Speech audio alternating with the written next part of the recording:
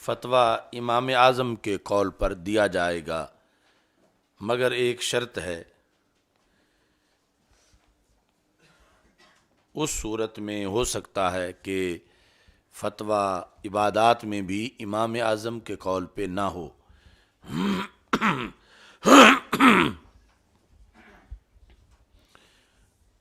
ایک ہوتا ہے قول اور ایک ہے روایت۔ جب امام اعظم کے قول کے مقابلے میں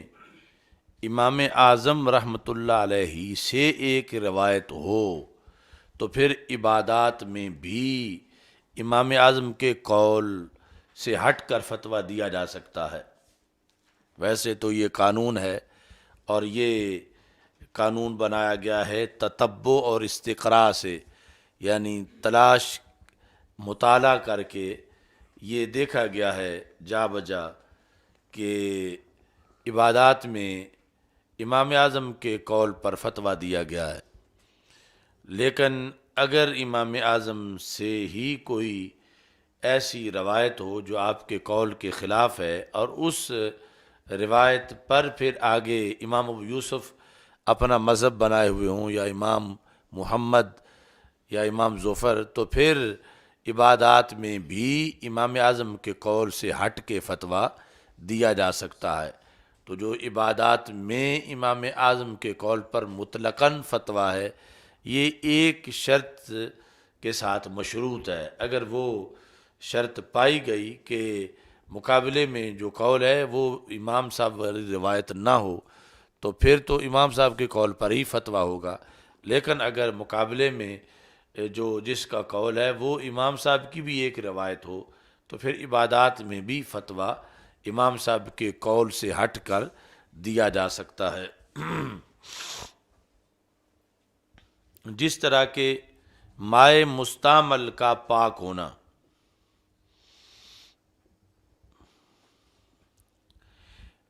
اس میں طہارت مائع مستعمل، یہ چونکہ وضو کے مسائل عبادات کے مسائل میں ہیں، تو یہاں پر مخالف کے قول پر فتویٰ ہے۔ امام صاحب کے نزدیک مائع مستعمل پاک نہیں، اور فتویٰ فقہ حنفی میں مائع مستعمل کے پاک ہونے پر ہے۔ ورنہ یعنی وضو کرنے کے بعد پھر کپڑے بدلنے چاہیے، کہ وضو کرتے وقت مستعمل پانی کپڑوں سے لگ گیا ہے، اور مائع مستعمل جو ہے وہ پلید ہے، تو پھر پلید کپڑوں سے تو نماز نہیں ہوتی۔ تو یہاں پر فتویٰ جو ہے وہ امام صاحب کے مذہب پر نہیں ہے، جو مائع مستعمل کو پاک سمجھا جاتا ہے۔ ایک تو ہے نا اس کا مطہر ہونا، وہ تو نہیں سمجھا جاتا، لیکن طاہر مانا جاتا ہے کہ مائع مستعمل خود تو پاک ہے، اگرچہ پاک کرتا نہیں ہے۔ لیکن امام صاحب کا یہاں مذہب ہے کہ وہ خود پاک بھی نہیں ہے، خود پاک بھی نہیں ہے۔ تو جب خود پاک نہ ہو تو پھر جو کپڑے جن پر مستعمل پانی پڑا ہوا ہے تو وہ بدلنے پھر واجب ہونے چاہیے کہ ان کو بدل کے نماز پڑھی جائے۔ تو اس بنیاد پر فقہ حنفی میں کپڑے بدلنے کا حکم نہیں دیا جاتا، یا وضو کر کے جس چادر کے ساتھ وضو کا پانی خشک کیا گیا ہو اسے پلید نہیں سمجھا جاتا، یا اسے سر پہ باندھ کے نماز پڑھانے سے نہیں روکا جاتا، کیونکہ فتویٰ جو ہے وہ امام صاحب کے قول پہ نہیں ہے۔ فتویٰ جو ہے وہ صاحبین کے قول پر ہے کہ مائع مستعمل پلید نہیں ہے بلکہ طاہر ہے۔ مطہر ہونے میں تو سب متفق ہے کہ مطہر نہیں ہے، لیکن طاہر ہونے میں اختلاف ہے۔ امام صاحب طاہر ہی نہیں مانتے، اور صاحبان جو ہیں وہ طاہر مانتے ہیں۔ اور یہاں فتویٰ کیوں آ گیا صاحبین کے قول پر، کہ امام صاحب سے بھی ایک روایت یہ ہے جس پر صاحبین کھڑے ہیں، تو اس بنیاد پر اب یہاں فتویٰ جو ہے وہ امام صاحب کے قول کے مقابل پر دے دیا گیا، لیکن اس مقابل میں یہ شرط تھی کہ وہ امام صاحب سے ایک روایت بھی ہے۔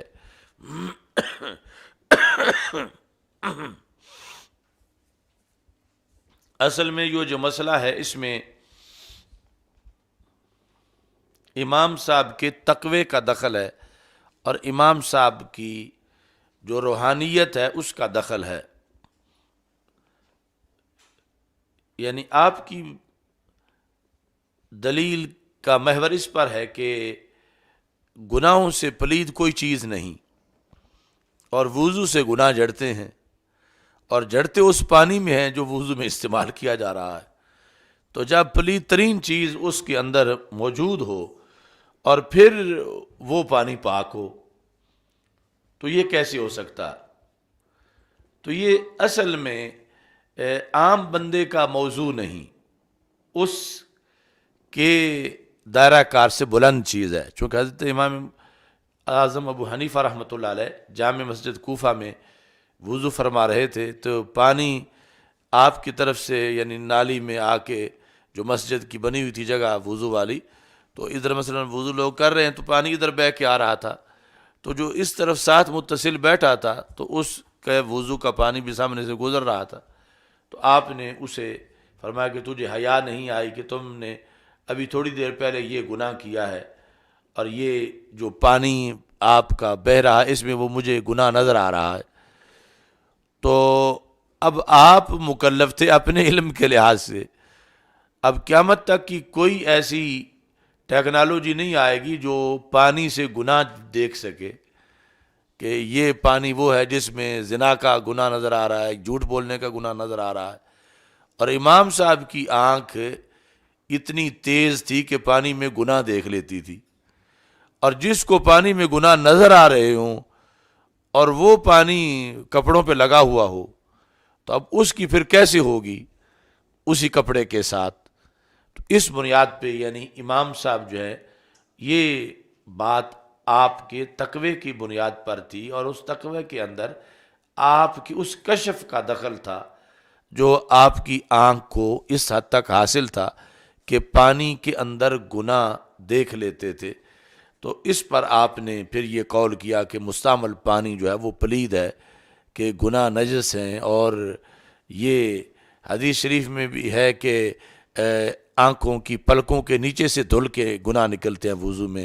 اور ناخنوں کے نیچے سے، اور پھر آپ نے وہ نکلتے دیکھے اور پانی کے اندر سے آپ کو وہ نظر آ جاتے تھے. تو اس بنیاد پر آپ کا یہ مذہب تھا. لیکن فتویٰ جو ہے وہ برعکس ہے. جو آپ سے ایک روایت ہے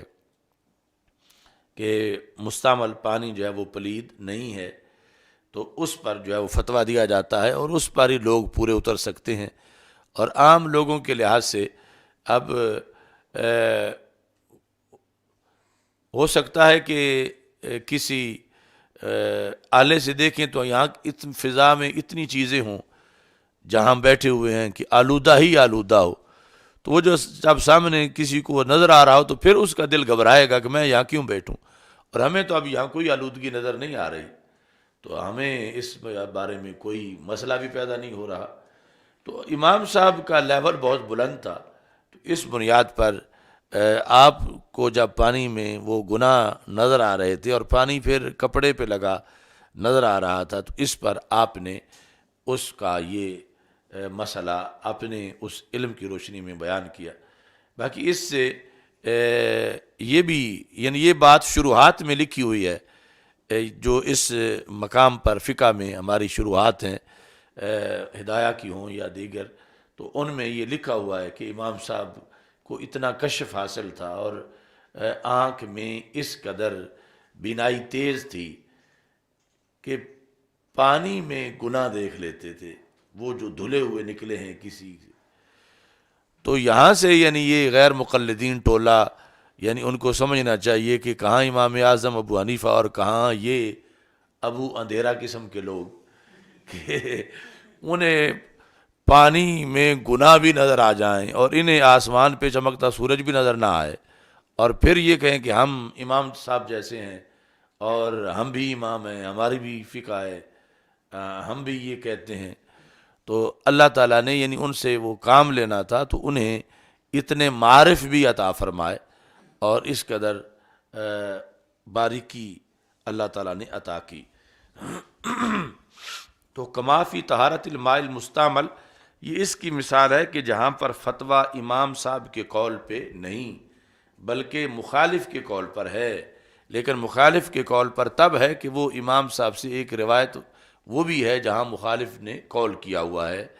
امام صاحب کی بھی ایک روایت وہ ہے اگرچہ قول وہ نہیں ہے۔ ایسے ہی تیمم کرنا، والتیمم طہارت پہ عطف ہے، فقط، چونکہ ایک تو باب ہے نا کہ تیمم بھی کر لو اور اس پانی کے ساتھ وضو بھی کر لو۔ نبیذ تمر کا مسئلہ ہے کہ کھجوریں رات کو بھگوئی جائیں، ان میں پانی ڈال دیا جائے تو وہ پھر کھجوریں جو ہیں ان میں پانی جب مکس ہوتا ہے تو آہستہ آہستہ کھجوریں اس میں منحل ہونا شروع ہوتی ہیں، تو وہ ایک شیرہ سا شربت سا بن جاتا ہے جب کھجوروں کے اندر کافی پانی ڈالا گیا ہے۔ تو اب یہ مائع مطلق نہیں رہتا اور وضو مائع مطلق سے ہوتا ہے، تو ایسی صورتحال کہ جب بندہ سفر میں ہے اور پانی مل نہیں رہا اور نبیذ تمر موجود ہے تو کیا نبیذ تمر سے وضو کر لے یا نہ کرے، جبکہ وہ نبیذ تمر ہے، وہ مائع مطلق نہیں ہے۔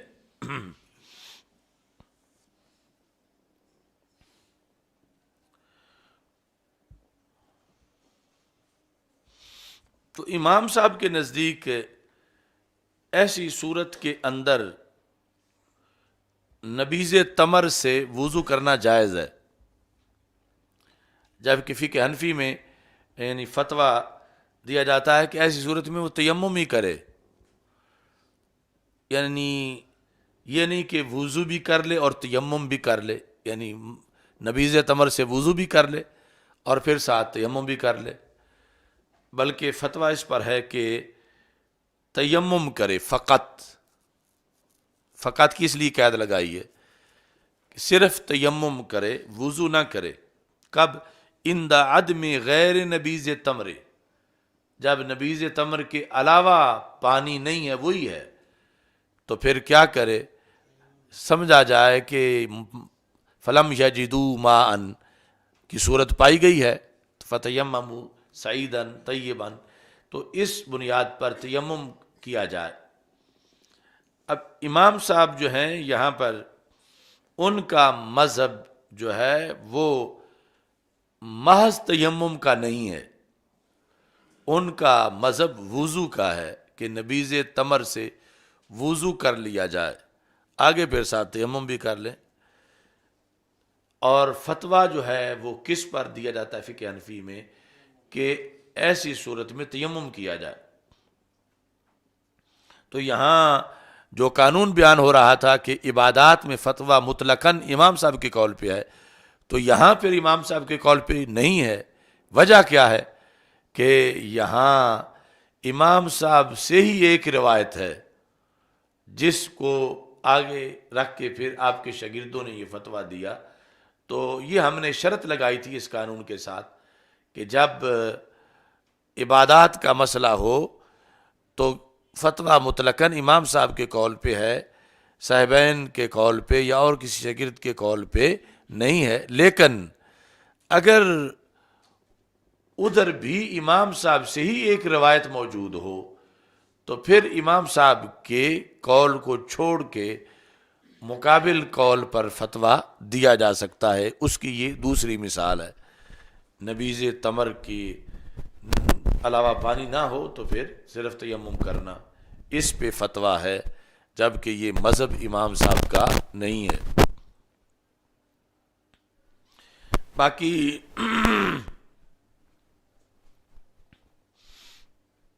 دوسری طرف اسی بات کو امام صاحب کی حمایت میں بھی بیان کیا جاتا ہے، بالخصوص ابن قیم نے اپنی کتاب اعلام الموقعین کے اندر ایک باب قائم کیا ہے ان لوگوں کے رد میں جو کہتے ہیں کہ امام اعظم ابو حنیفہ رائے پہ چلتے تھے اور حدیث چھوڑ دیتے تھے. تو ابن قیم حالانکہ ابن تیمیہ کا شاگرد ہے، تو اس نے امام صاحب کی حمایت میں اعلام الموقعین کے اندر باب قائم کیا کہ یہ بات غلط ہے کہ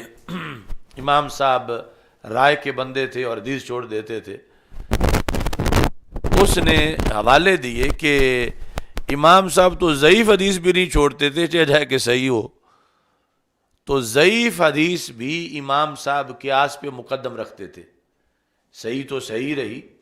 ضعیف حدیث کو بھی اپنے قیاس پر مقدم رکھتے تھے.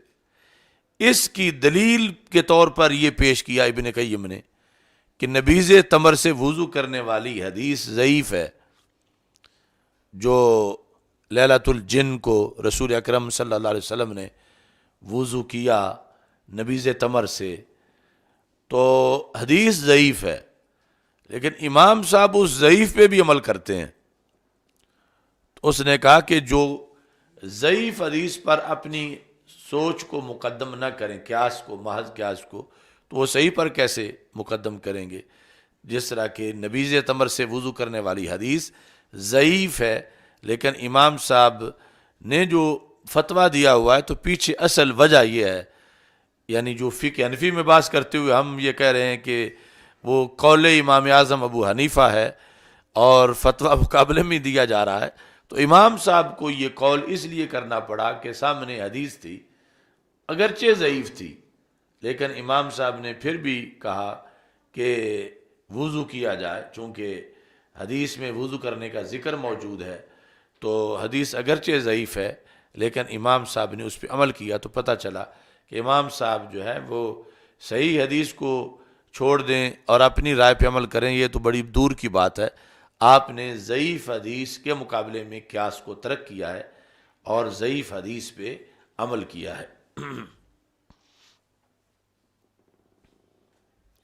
قضا فی شرح المنیۃ الکبیر للحلبی فی بحث التیمم وقد صرح بان الفتوى على قول محمد فی جمیع مسائل ذوی الارحام. یہ اور اصول بیان کرتے ہیں کہ جو ذوی الارحام کے مسائل ہیں وہاں پہ فتویٰ امام محمد رحمۃ اللہ علیہ کے قول میں ہے. یہ الاشباہ والنظائر کے اندر موجود ہے. الفتویٰ علی قول ابی یوسف وفی قضاء الاشباہ والنظائر، یہ تیسرا اصول ہے کہ الاشباہ والنظائر کے باب القضاء کے اندر ہے الفتویٰ علی قول ابی یوسف فی ما یتعلق بالقضاء کما فی القنیہ والبزازیہ، کہ جن مسائل کا تعلق قضاء کے ساتھ ہے، جسٹس کے ساتھ، تو چونکہ امام ابو یوسف عملاً قاضی رہے ہیں، تو ایک ہے عملاً قاضی ہونا، ایک ہے محض صلاحیت قضاء کی ہونا. تو انہیں چونکہ یہ عملاً موقع بھی ملا اور انہوں نے اس کو منصب کو قبول کیا اور اس پر پھر فیصلے کیے، تو اس لحاظ سے پھر آپ کا آمنا سامنا ان مسائل سے زیادہ ہوا. تو اس بنیاد پر قضاء کے جو مسائل ہیں ان میں ترجیح امام ابو یوسف کے قول کو دی جائے گی.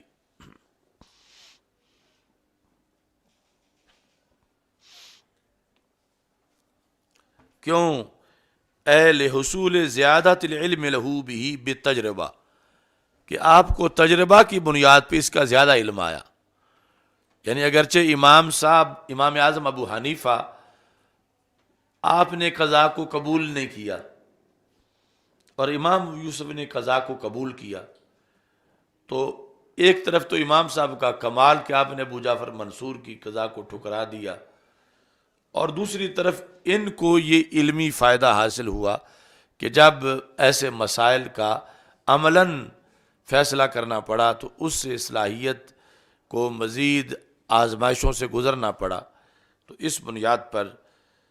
آپ کو تجربہ حاصل ہوا. وَلِذَا راجع ابو حنیفہ عن القول، تو تجربہ کی بنیاد پر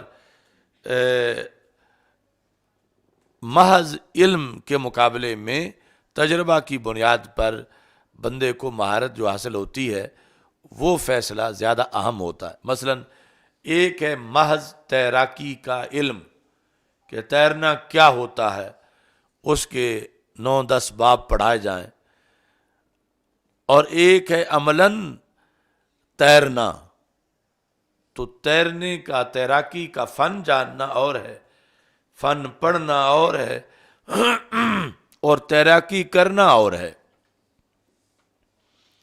فن پڑھنے کے باوجود عملاً تیراکی نہ کی گئی ہو تو ہو سکتا ہے کتنی کمی رہ گئی ہو۔ تو اس بنیاد پر جن جن مراحل میں جس کو جو تجربہ حاصل کرنے کا موقع ملا تو پھر اس سے اس کے نالج میں اضافہ ہوا اور پھر فیصلہ میں تقویت آئی۔ تو اس لیے کہتے ہیں کہ امام اعظم ابو حنیفہ رحمۃ اللہ علیہ نے پہلے یہ فتویٰ دیا تھا کہ یہ جو نفلی حج ہے اس پہ جو پیسے لگانے ہوتے ہیں وہ بندہ صدقے پہ لگا دے، یعنی ایک بار تو حج کر لیا تو بار بار حج کرنے کے مقابلے میں اچھا یہ ہے کہ حج نہ کرے اور وہ پیسے کسی کو صدقے میں دے دے۔ یہ امام صاحب نے فتویٰ دیا پہلے، پھر اس سے رجوع کیا، اور رجوع تب کیا کہ جب امام صاحب نے خود حج کیا اور پھر حج کی مشقت کو دیکھا تو یہ پتہ چلا کہ اگرچہ پیسہ ہو پھر بھی حج حج ہی ہوتا ہے، کہ بندے کا حج کرتے کرتے حج ہو جاتا ہے، حج کرتے کرتے حج ہو جاتا ہے۔ تو یعنی آپ نے یہ فیصلہ کیا کہ نفلی صدقے میں وہ فضیلت نہیں ہے جو اس مشقت میں ہے۔ تو ایک تو وہ پیسہ بھی خرچ ہوگا جو نفلی صدقے میں خرچ ہونا ہے، اور ساتھ یہ مشقت بھی ہے، تو یہ تو افضل کام ہے اس کام کے مقابلے میں۔ تو پھر آپ نے وہ فتویٰ واپس لے لیا اور فتویٰ دیا کہ حج اگرچہ نفلی ہو وہ صدقے سے افضل ہے، تو نفلی حج کرنا چاہیے صدقہ کے مقابلہ میں۔ تو یہ حالانکہ پڑھا ہوا تو سارا تھا کتنے زیادہ، مگر جب عملاً خود حج کیا تو پھر اضافہ ہوا معلومات میں اور فیصلہ کرنے میں، پھر اور تقویت ملی، اور آپ نے اپنا دیا ہوا فتویٰ واپس لے لیا اور رجوع کر لیا، کیونکہ اب پریکٹس ساتھ شامل تھی اور عملاً وہ منظر دیکھ چکے تھے۔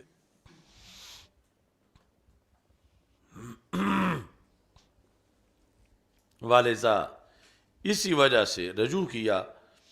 امام اعظم ابو حنیفہ رحمۃ اللہ علیہ نے عن القول، اس قول سے، کون سا؟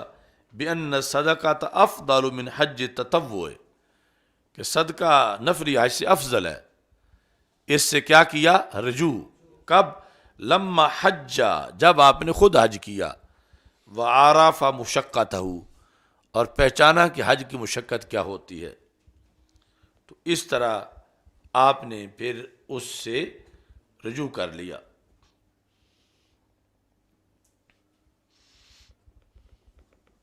یعنی بظاہر تو لگتا ہے کہ حج بھی کوئی کام ہے چھوٹا سا،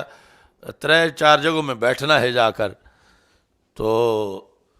لیکن وہ وقت معین میں جو بیٹھنا ہے، اور پھر اس نے نہیں بیٹھنا، لاکھوں اوروں نے بھی بیٹھنا ہے، اس طرح جا کر آج بھی، یعنی اگرچہ جب امام اعظم ابو حنیفہ رحمۃ اللہ علیہ نے حج کیا اس کے مقابلے میں آج کے حج میں تو کتنی زیادہ سہولتیں ہیں، سفر میں وہاں ایئر کنڈیشن خیمے لگے ہوئے ہیں مینا کے اندر، اور اب تو مزدلفہ میں بھی یعنی جہاں ہمیشہ ننگے کھلے آسمان کے نیچے ہوتا رہا ہے وقوف، وہاں بھی خیمے شروع ہوئے، اور پھر یہ ساری جدید سہولتیں، طبی طور پر کھانے پینے کی ساری چیزیں، لیکن اس سب کچھ کے باوجود حج پھر بھی حج ہی ہے۔ یعنی بندہ واقعی بہت زیادہ تھک جاتا ہے، بالخصوص 10 ذوالحج کے دن، اور بالعموم 9 اور 8 کو بھی، اور پھر 11 12 کو، یعنی وہ حج یعنی ہے ہی سارے کا سارا ایک عقل کو شرع پر قربان کرنے کا موقع، کہ جب بندہ شریعت سے پڑھ پڑھ کے کعبے کے فضائل بڑا فریفتہ ہو جاتا ہے کعبے پر کہ اس کو تو دیکھتے بھی رہیں تو گناہ جڑتے ہیں، تو شریعت 8 ذوالحج کو کہتی ہے چلو اب نکلو یہاں سے، جا کے ایک میدان میں بیٹھو، مینا میں جاؤ۔ تو اب یہ اگر اکڑ جائے کہ نہیں نہیں میں نے تو یہیں بیٹھنا ہے، مینا میں کیا ہے، وہاں تو نہ جو ہے وہ حتیم ہے، نہ کعبہ ہے، نہ مقام ابراہیم ہے، نہ حجر اسود ہے، تو اب یہاں سے یہ فیل ہو جائے گا کہ شریعت بھیجتی ہے کہ مینا میں چلو، یہ کہتا ہے مینا میں کیا ہے، میں نے تو کعبے کے پاس بیٹھنا ہے، اور کعبے کے اتنے فضائل ہیں، اور فضائل شریعت سے اس نے پڑھے ہیں، لیکن پھر بھی عقل کو قربان کرنا پڑے گا کہ جب شریعت نے کہا کہ چلو یہاں سے، اگرچہ کعبہ یہاں ہے لیکن ہمیں یہاں بیٹھنے کی اجازت نہیں، ہم نے وہ کرنا ہے جو اللہ کا حکم ہے، اللہ کے رسول صلی اللہ علیہ وسلم کا حکم ہے۔ پھر اس کو مینا کے فضائل بتائے گئے کہ اتنے انبیاء علیہ السلام کی وادی ہے، اتنے اس میں فضائل ہیں، یہ وہ، ابھی ان فضائل پر خوش ہو ہی رہا تھا، آگے حکم آیا چلو عرفات کی طرف، تو 9 ذوالحج کو عرفات کی طرف، کہ وقوف عرفہ کی بڑی فضیلت ہے۔ تو اسے بار بار عقل کہہ رہی تھی کہ نہ وہاں پہ کعبہ ہے، نہ مطاف ہے، نہ وہاں پہ جو ہے وہ حجر اسود ہے، تو کیوں میں چلوں؟ تو اس نے عقل کو منوایا کہ شریعت کا حکم ہے کہ اب وہاں ہی جانا ہے، اور وہاں پر بڑی فضیلت ہے کہ وقوف سے گناہ جھڑ جاتے ہیں، اور سب سے بڑا رکن ہے حج کا، اگر وہاں نہ جائیں تو حج ہوتا ہی نہیں ہے۔ تو اب یعنی پھر شریعت غالب آئی عقل پر، اور عقل کو شریعت کی بات ماننی پڑی، اور پھر چل پڑا وہاں عرفات میں۔ وہاں جس وقت غروب شمس ہوتا گیا تو شریعت نے کہا نکلو اب یہاں سے، اب تم نے مزدلفہ، نماز بھی یہاں نہیں پڑھنی، نہ رستے میں پڑھنی ہے، بلکہ مزدلفہ جا کے پڑھنی ہے، اور پڑھنی بھی عشاء کے ٹائم میں ہے۔ اب عقل چیختی چلاتی رہی کہ ساری عمر میں نے تو نماز قضا نہیں ہونے دی، میں نے تو ہمیشہ نماز وقت پہ ہی پڑھی ہے، مجھ سے تو برداشت نہیں ہے کہ نماز کا ٹائم گزر جائے اور میں نماز نہ پڑھوں، میں نے تو پڑھنی ہی پڑھنی ہے۔ تو شریعت نے آگے سے روک دیا کہ نہیں، یہاں بھی نہیں پڑھ سکتے، عرفات میں مغرب ہو گئی یا نہیں پڑھ سکتے۔ اس نے کہا جو رستے میں پڑھنے دو، شریعت نے کہا نہیں، رستے میں نہیں پڑھ سکتے۔ جب مزدلفہ پہنچ گئے اور ابھی مغرب کا ٹائم، تو اس نے کہا اب تو پڑھنے دو، شریعت نے کہا نہیں اب بھی نہیں، تمہاری میں اچھی طرح مارنی ہے۔ عشاء کا ٹائم ہوگا، مزدلفہ کی وادی ہوگی، تو پھر پہلے مغرب پڑھنی ہے اور بعد میں عشاء پڑھنی ہے۔ تو اب جو ہے یہ رات اس جگہ بیٹھا ہے کھلے چھت کے نیچے کہ نہ سامنے کعبہ ہے، نہ کوئی وہاں پر مدینہ منورہ ہے، تو یہ بیٹھا ہے وہاں پر کہ شریعت نے بٹھا دیا ہے کہ رات یہیں رہنا ہے، تیرا فائدہ اسی میں ہے۔ تو اس طرح پھر آگے 10 ذوالحج کا صبح دن شروع ہو جاتا ہے۔ تو یہ ساری اصل میں ٹریننگ دی جاتی ہے حاجی کو، یہ جو لبرلزم کے خلاف، فکری آوارہ گردی کے خلاف، ذہنی عیاشی کے خلاف، کہ اگر عقل کو سمجھ آ جائے پھر بھی، سمجھ نہ آئے پھر بھی، کرنا وہی ہے جو شریعت میں ہے۔ اب یہاں پر جو عقل ہے وہ عیار عقل نہیں ہے، بڑی مذہبی عقل ہے، کہ جو کعبے کے سامنے بیٹھنا چاہتی ہے، کہ یہ کوئی شراب خانے میں نہیں بیٹھنے والی عقل۔ لیکن اس عقل کو بھی روک دیا گیا کہ تم نے کرنا وہی ہے جو شریعت کہتی ہے۔ اگر تمہاری عقل کو اس میں حسن نظر آتا ہے تو پھر تمہاری عقل مزید نور والی ہے، کہ جس کو فوراً شریعت کی سمجھ آ گئی ہے اور اس نے آگے سے اڑ بڑ نہیں کی اور چل پڑی ہے۔ تو اس طرح یعنی یہ پورا کورس ہوتا ہے اس چیز کا کہ حسن اسی میں ہے جو شریعت بتائے، اور جو شریعت نہیں بلکہ محض عقل ہے تو کتنا بھی حسن ہو وہ حسن نہیں ہے۔ تو یہ تو ایک نیک عقل تھی، اور جو عیار مکار عقل ہو اس کے مقابلے میں یعنی شریعت کا حکم کس قدر لازم ہے، اور اس عقل کو جھکانا ضروری ہے۔ تو اس بنیاد پہ حج یعنی آج بھی حج ہی ہے کہ چل کے واپس آ کے دوبارہ وہی چیز جسے سہولت بنایا گیا وہی مشقت بن گئی، جسے سہولت قرار دیا گیا وہی بالآخر مشقت ٹھہری حج کی حکمتوں کے پیش نظر۔ مثلا کبھی تو یہ تھا کہ پیدل چل کے آنا ہے مکہ مکرمہ سے، اور منا سے پیدل چل کے جانا ہے عرفات میں، عرفات سے پیدل چل کے مزدلفہ میں، تو پھر آہستہ آہستہ اس کے اندر گاڑیاں آئیں، پھر اب تو یعنی ٹرین کا روٹ بھی بنا، اور بڑی بڑی اچھی قسم کی بسیں اور پجاروں اور کاریں اور سب کچھ۔ لیکن حج نے پھر بھی ثابت کیا کہ حج حج ہی ہے، کہ بندے اتنے تھک گئے، انہوں نے کہا کہ اس بسیں یہ نہ ہوتی تو ہم پیدل ٹھیک تھے، کیونکہ ہم نے بار بار اس کا تجربہ کیا۔ تو مثلا یہ ہے کہ عرفات سے نکلتے ہوئے کہ جب غروب ہوتا جائے تو لوگ جو تیز ہوتے ہیں مطوف وہ اپنے حاجیوں کو بسوں میں بٹھا دیتے ہیں کہ مغرب سے پہلے نکلنا عرفات سے منع ہے، خیموں سے نکلنا تو منع نہیں ہے، تو خیموں سے نکلو اور بیٹھ جاؤ، بر وقت بیٹھو، تاکہ یہ فاروق کو جگا دو سائیں، یہ منا دیکھ رہا ہے۔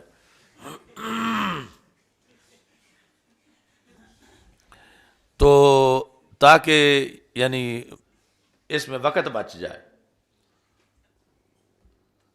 تو مغرب غروب سے پہلے بیٹھے ہوئے بسوں میں، اور جانا جہاں ہے مزدلفہ، پیدل جانا ہو تو وہ 1.5-2 گھنٹے میں پہنچ جائیں، منا یعنی مغرب سے پہلے بیٹھے ہوئے ہیں، اور آگے ابھی بس سے اتر نہیں پائے، ادھر خطرہ ہے کہ کہیں فجر نہ ہو جائے اور وقوف بس میں ہی نہ ضائع ہو جائے، کہ اتنی لمبی لائنیں بسوں کی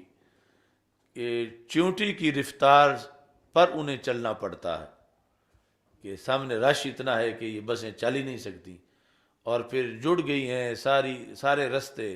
بھر گئے ہیں، پھر ان کے جو الخط السری ہیں ایکسپریس ویز سب جو ہیں وہ جام ہو گئے ہیں، اور پھر بالخصوص اس وقت کہ جب کچھ وی آئی پی شخصیات کی گاڑیاں شہزادوں کی یا بادشاہوں کی وہ گزارتے ہیں، تو اس بنیاد پر آ کر اب رستے اس پہ پڑ چکے ہیں جو پیدل والا نہیں ہے، اور اس رستے پہ اب چلیں تو پھر 2 کلومیٹر کی جگہ 10 کلومیٹر کا سفر کرنا پڑے گا پیدل، اور آگے پتہ ہی نہیں ہے کہ ویسے تو قریب ہے مزدلفہ عرفات سے، لیکن اب جن چکروں میں ہے ہو سکتا ہے سارا رات وہیں بیٹھے رہیں اور صبح آگے آئیں تو آگے آ جائے کہ سٹارٹس مزدلفہ، بدایات مزدلفہ۔ تو یہ نئے رستوں کی بنیاد پر اور ان نئی گاڑیوں کی بنیاد پر، اور پھر جو اندر بیٹھ کے سیٹوں پہ ان کے اعضاء جکڑ جاتے ہیں، وہ کہتے ہیں کہ کسی طرح بالخصوص جو بڑھاپے میں گئے ہوتے ہیں کہ ہمیں ایک مرتبہ اتار کے نیچے رکھ دو، تو وہ پیدل چلتے تو پہنچ جاتے، مگر وہ زمانہ پرانا ہوتا کہ بس ایک ہی رستہ ہے سامنے مزدلفہ، اس رستے سارے پڑ جاؤ۔ اب جو ہے وہ 20 سڑکیں بنائیں، اور پھر کہ وہ پیدل بھی جو ہے وہ جام ہے کہ تو اب چلنا جو ہے وہ بالآخر یعنی صدی 15ویں ہے اور حج پھر بھی حج ہے کہ اس میں انہیں یعنی کہاں مغرب سے پہلے بیٹھے ہوئے اور ابھی عشاء پڑھنی ہے اور خطرہ ہے کہ فجر نہ ہو جائے، عشاء ہی نہیں پڑھنی، مغرب بھی پڑھنی ہے پہلے، چونکہ پڑھنی جا کے مزدلفہ میں ہے اور مزدلفہ جو ہے وہ مل نہیں رہا کہ مزدلفہ ہے کدھر. یہاں تک کہ جو پولیس کے ملازم وہاں کھڑے ہیں ان سے پوچھو، انہیں بھی پتہ نہیں مزدلفہ کدھر ہے، سعودی عرب کے، کہ اتنی یعنی اس رات اس مت ماری ہوئی ہے، وہ بتاتے ہی نہیں ہے مزدلفہ کدھر ہے. اور پھر جو مرشد ہوتے ہیں وہاں پر وہ تو ہمارے پنجابی کے مرشد کی وہاں مرشد کا لفظ اس عرف میں بولا جاتا ہے جو آج ویسے مرشد اکثر ہو گئے ہیں جس طرح کے. تو ایک بس ہوتی ہے، بس کے ساتھ ایک ڈرائیور ہوتا ہے اور ایک مرشد ہوتا ہے. مرشد کے لیے یہ ضروری ہے کہ رنگ اس کا کاڑا ہو اور سوڈانی ہو، وہ اکثر یعنی بسوں کے مرشد ہوتے ہیں. ڈرائیور کے لیے ضروری ہے کہ وہ مصری ہو. اب گاڑی ایک ہے، جو رعایا ہے اس میں وہ پاکستان کی ہے، حاکم جو ہے وہ مصر کا ہے، مرشد وہ سوڈان کا ہے، سرزمین سعودی عرب کی ہے. تو رعایا جو ہے وہ چیختی چلاتی رہتی ہے، حاکم کو پتہ ہی نہیں، وہ اپنے جو ہے وہ سٹیرنگ ہاتھ میں پکڑ کے بیٹھا ہے کہ پچھلے کہتے ہیں نماز قضا ہو رہی ہے، ہمیں اتارو، یہ کرو وہ کرو. وہ اس کو کچھ سنائی نہیں دے رہا سوائے شور کے، چونکہ وہ یہ بولی جانتے ہی نہیں ہے. تو اور اس کو رستوں کا بھی نہیں پتا، وہ مصر سے صرف حج سیزن کی ڈرائیوری پر آیا ہوا ہے. اور جو مرشد ہے وہ ہٹا کٹا ہے ساتھ، یعنی مرشد اس کا رنگ کالا ہے اور اس نے کالی اینک بھی پہنی ہوئی ہے اور کانوں میں اس نے موبائل کی دی ہوئی ہے، وہ اپنے گانے سن رہا ہے ہاتھ میں پکڑ کے. ادھر ان لوگوں کی نماز قضا ہو رہی ہے اور مرشد کو مطلب نماز سے کوئی لینا دینا ہی نہیں ہے. وہ جس طرح عام اوباش قسم کے آوارہ نوجوان وہ بھرتی ہوئے ہوتے ہیں سوڈان کے، اور صرف ہے کہ ان کو نقشہ پکوایا جاتا ہے کچھ کہ یہ سڑک نمبر فلاں ہے اور اس نے فلاں جا کے نکلنا ہے، تو اتنے میں وہ مرشد بنے ہوتے ہیں. تو اکثر یہ ہوتا ہے کہ جب چلتی ہے بس 2-3 جگہ پہ، چونکہ ہر جگہ انہوں نے پھر ایک نیا قانون بنایا ہوتا ہے، یہ نہیں کہ پچھلے سال جہاں سے گزری اس سال بھی وہاں سے گزرے گی. وہ ایک نئی ساری سکیم ان کی ہوتی ہے اور اس میں جو ہے وہ جو آگے ملازمت پہ کھڑے ہیں وہ جو ہی بس والا بریک مارتا ہے کہ میں پوچھ لوں کہ کیا یہاں سے میں نیچے گزر سکتا ہوں، چونکہ مینا کی وادی ساری نیچے ہے، اوپر پل ہے، تو وہ آگے سے ٹوٹ کے پڑتا ہے. اس کو اچھی طرح کتا جیسا پڑ جاتا ہے کہ تم نے بریک کیوں لگائی ہے. یلا کہہ کے جس کو کہا جاتا ہے وہ یہ پھر آگے پھر ٹول لگا دیتا ہے، آگے جا کے پھر کوشش کرتا ہے، آگے اگلا پھر اس کو دے دیتا ہے. مرشد ابھی گانے سن رہا ہے. اتنے میں آگے جہاں پہنچتا ہے، اب وہاں سے جہاں اس نے جانا تھا وہ تو کافی پہلے رہ گیا ہے، اب 10-15 کلومیٹر مزید سفر کرنا پڑے گا تو پھر پہنچے گا. تو اتنی تاخیر جو ہے وہ آگے جا کے نتیجے میں بہت زیادہ تاخیر ہو جاتی. پھر کہیں دور اتارے گا تو کچھ لولے ہیں، کچھ لنگڑے ہیں، کچھ بیمار ہیں، اب وہ بیچارے کس طرح پہنچے. اس طرح یعنی مسائل در مسائل میں وہ گرے ہوتے ہیں. اور پھر یعنی کام تو یہی تھا کہ عرفات سے مزدلفہ جانا ہے تو مزدلفہ سے آگے مینا جانا ہے، لیکن کوئی گم ہوا تو 4 دن بعد ملا، کوئی گم ہوا تو 5 دن بعد ملا. وہ کسی کا وہ طواف افاضہ کا وقت ہی گزر گیا، اسے اپنا خیمہ نہیں ملا، نہ وہ پلٹ کے واپس آیا ہے جن حاجیوں کے ساتھ گیا تھا. تو اتنی جدت کے باوجود پھر وہی جدت آ کے انسان کے لیے رکاوٹ بن گئی کہ اب جائے کدھر. اور اس میں یعنی وہ چھوٹی سی وادی ہے بظاہر، اسی کے اندر جو ہے وہ سارے سرگرداں ہیں. تو کسی نے مطلب اگر جانا یہاں ہے تو وہ داتا صاحب کے پاس جا کے چکر لگاتا پھر رہا، اپنا خیمہ ڈھونڈ رہا ہے۔ تو یعنی ہماری آنکھوں کے سامنے ایک دن جو ہے وہ ایک حج کے موقع پر جو وہ صبح ہم بیٹھے کہ عرفات سے اپنا منا سے عرفات جانا ہے، تو وہ بہت رش ہوتا ہے، ہر جو مطوف ہوتا ہے اس کے اپنی علیحدہ گاڑیاں ہوتی ہیں، پھر ایک سڑک پر بہت سے ہوتے ہیں ان کے لگے ہوئے کیمپ پر 3,000 حاجی ہوتا ہے اس میں۔ تو بیٹھ جانے کے بعد یعنی اس ایک معین سال کی میں بات کر رہا ہوں، تو مرشد ساتھ تھا۔ اچانک مطلب کیا اتفاق یہ کہ ہر سال ہی کالے رنگ کا ہوتا تھا، وہ سوڈانی سارے ہٹے کٹے جو ہیں وہ مرشد بھرتی کیے ہوئے، تو پہلی بس جو ہے وہ چلتے چلتے چلتے چلتے بالآخر اس کو آگ لگ گئی، یعنی شدید گرمی تھی، تو انہوں نے کہا فوراً جلد نیچے اترو، دوسری بس منگائی گئی۔ منا سے عرفات جانے کے لیے ایک بس کو آگ لگ گئی، دوسری پہ بٹھایا گیا، اب مرشد ساتھی ہے، دوسری بس جو ہے وہ چلتے چلتے اس کو عرفات نہیں مل رہا، یعنی اس کے چونکہ شیشے پر اوپر لگا بھی ہوتا ہے سٹیکر، عام کسی رستے سے گزر نہیں دیتے، جو اس کا ہے اسی سے گزرنا، ورنہ شرطا جو ہے وہ اس کو پڑ جائے گا آگے۔ تو وہ اپنی سڑک ڈھونڈتے ڈھونڈتے، مرشد کو پتہ کوئی نہیں کہ وہ سڑک کس طرف ہے، وہ مطلب رشوت دے کے مرشد بھرتی ہوا ہے، وہ دوسری بس بھی خراب ہو گئی، یعنی نماز فجر کے بعد کہ ہم چلے ہوئے تو اب آگے زور ہونے والی تھی، ابھی جو ہے وہ منا سے عرفات نہیں مل رہا تھا، یعنی حالانکہ ہم میں سے اکثر جو ہے وہ پہلے خود پیدل بھی کئی بار گئے ہوئے بعد میں بھی، لیکن اب جس سچویشن میں اس وقت ہیں تو اس کے بعد پھر تیسری بس آئی، تیسری میں بٹھایا گیا، تو بالآخر صاحب کو مرشد بھی غصہ تھا کہ اسے رستے کا نہیں پتا، تو کوئی اس کو مکہ لے رہا ہے، کوئی اس کو تھپڑ لے رہا ہے، وہ ایک جگہ بریک لگی، مرشد چلا مار کے بھاگ گیا، اس نے کہا تسی راضی ہو لو، میں تو اب مرشد کے بغیر ہی، تو اس طرح کر کے یعنی یہ، اور آنے کا جو ہے وہ بھی بڑا بڑا، یعنی ہر سال حادثہ نئی قسم کا، یعنی کتنا بھی کوئی چالاک حاجی ہو، یا یہ ہے کہ میں نے اتنے حج کیے ہوئے ہیں، یا جو کرانے والے ٹور آپریٹر ہیں بڑے بڑے چالاک ہوں، لیکن حج کا بھنور انہیں پھنسا ہی لیتا ہے، سارے رستے معلوم ہیں ہر طرف، تو وہ یہ جو چلا، یہ جو آخری حج تھا اس سے عرفات سے، اور مکہ مکرمہ کی دوسری سائیڈ میں کہیں نکل گیا،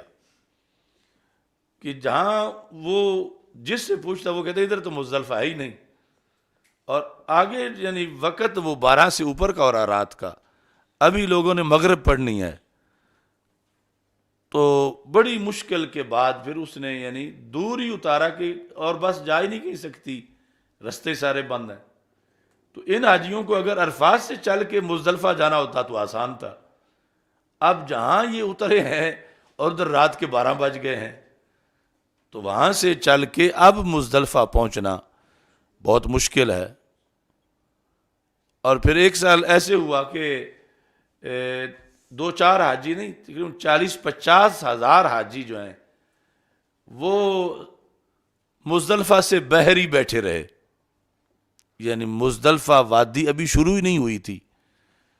اس نئی کائنات میں آج کی ترقی یافتہ دنیا میں شرطے کھڑے ہیں، وہاں کے لوگ کھڑے ہیں، سب سے پوچھ پاچھ کے اپنی طرف سے بیٹھے ہیں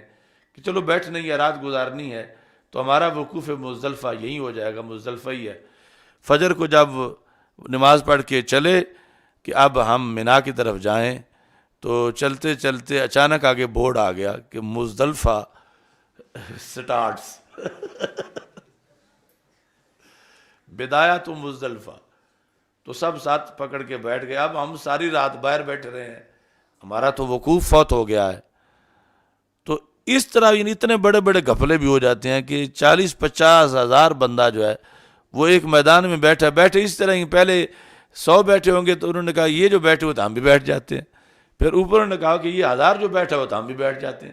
تو بیٹھتے بیٹھتے 40-50 ہزار بیٹھ گئے، اور آگے وہ جگہ ہے ہی نہیں جہاں بیٹھنا ہے، وہ ابھی آگے جا کے شروع ہوگی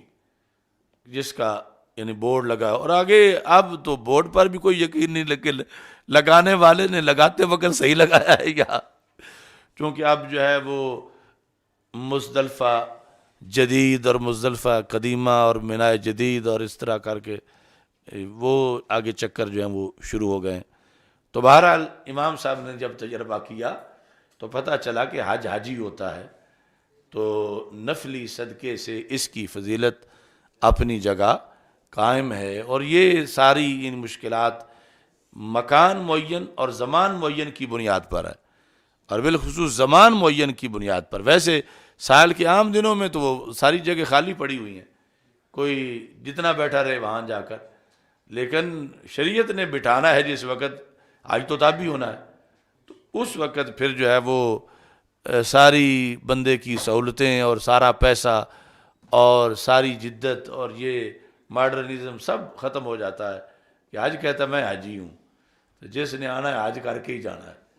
چلتے چلتے چلتے چلتے پھر حاجی کا حج ہو جاتا ہے، اور اس میں حکمتیں ہوتی ہیں کہ کوئی بھول کے کسی اس وادی میں جا پہنچتا ہے کہ جس کی بخشش وہاں لکھی ہوئی تھی، وہاں رحمت سے اس کی ملاقات ہوئی تو بخشا گیا، پھر تھکاوٹ سے یعنی گناہ دھلے، اور بہرحال وہ تو ساری چیزیں ہیں ہی، لیکن حج اس کا بالآخر ہو جاتا ہے کہ جب نہایت تھکا ہوا کہتا مجھے اب یہاں چھوڑ دو، مجھے کچھ نہ کرو، بس میں یہی ٹھیک ہوں. پھر ایسے بھی ہوتا ہے کہ یعنی میں نے خود اپنی آنکھوں سے دیکھا کہ آگے جو گاڑیاں ہیں ایک بندہ مر رہا ہے یعنی بوڑھا، تو انہوں نے کہا کہ اس اندر تنگ ہو رہا ہے لہذا اس کو نکال کے سڑک پہ رکھ دو، تو سڑک پہ رکھ کے خود وہ سارے چلے گئے ہیں اور وہ پیچھے مر رہا ہے. یعنی کہیں کسی کا کوئی ساتھی تھا یا اگر رشتہ دار بھی تھا، تو اس طرح کر کے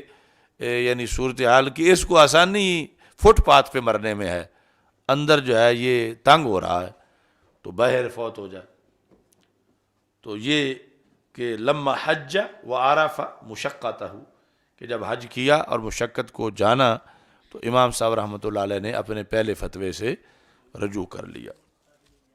الحمدللہ رب العالمین والعاقبۃ للمتقین والصلاۃ والسلام علی رسول الکریم. ایک بار الحمد شریف 3 بار کل شریف پڑھ کے ملا کرو. حافظ الحدیث رحمۃ اللہ علیہ کے سال ثواب.